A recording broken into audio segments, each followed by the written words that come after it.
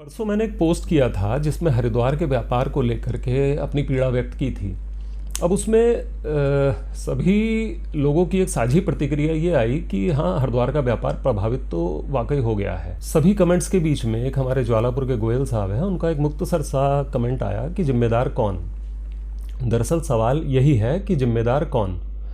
मुझे लगता है कि कहीं ना कहीं जिम्मेदार आप और हम ही हैं। देखिए, बीमारी का अगर कॉज पता चल जाए, दरअसल उसका जो बीमारी का इलाज है ना, वो उसके कॉज में छुपा हुआ होता है। अगर कहीं ना कहीं बीमारी का कारण पता लग जाए तो उसका इलाज अक्सर आसानी से हो जाता है। और देखिए, हमारे लोकतांत्रिक समाज की खूबसूरती ये है कि यहाँ हर समस्या उसके समाधान के लिए एक व्यवस्था बनाई गई है, एक जिम्मेदारी तय की गई है कि हम लोग अपने मताधिकार का प्रयोग करके अपना एक प्रतिनिधि चुनते हैं और जिससे वो हमारी आवाज़ बने, हमारी समस्याओं को सुने और उनका एक उचित समाधान निकाले।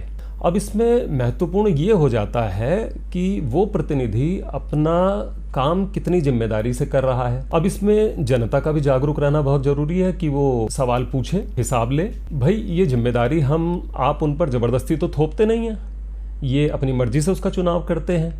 पहले टिकट लेने के लिए कितनी जद्दोजहद करते हैं, फिर चुनाव जीतने के लिए पूरी ताकत झोंक देते हैं, दिन रात एक कर देते हैं।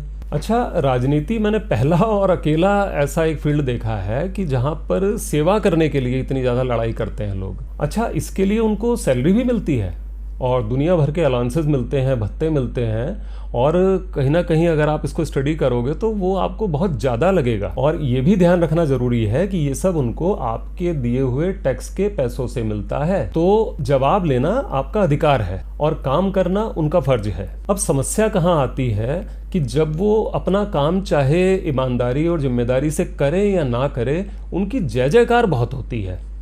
अब मैं आपको एक छोटा सा इंसिडेंट बताता हूँ। अभी कुछ समय पहले ऋषिकुल में एक सभा होनी थी, तो हमारे व्यापार मंडल के अध्यक्ष मेरे पास आए। उन्होंने कहा कि आपको भी चलना है। तो मैंने उनको बोला कि भैया आप ही हो आइए, इन मीटिंग्स में कुछ होता तो नहीं है।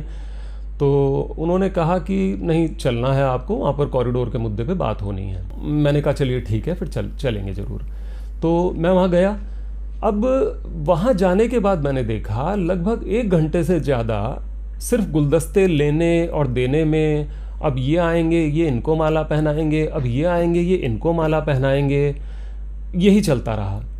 लिटरली मैं कुछ देर बाद उठ के वहाँ से वापस आ गया। दरअसल हम लोगों ने ये व्यर्थता स्वीकार कर ली है। एक के उठ के आने से बात नहीं बनेगी। अगर वहाँ से सब लोग उठ करके चल देते तो शायद उनको इस बात का एहसास होता कि ये लोग अपना काम छोड़ के आए हैं और हम लोग इनका समय खराब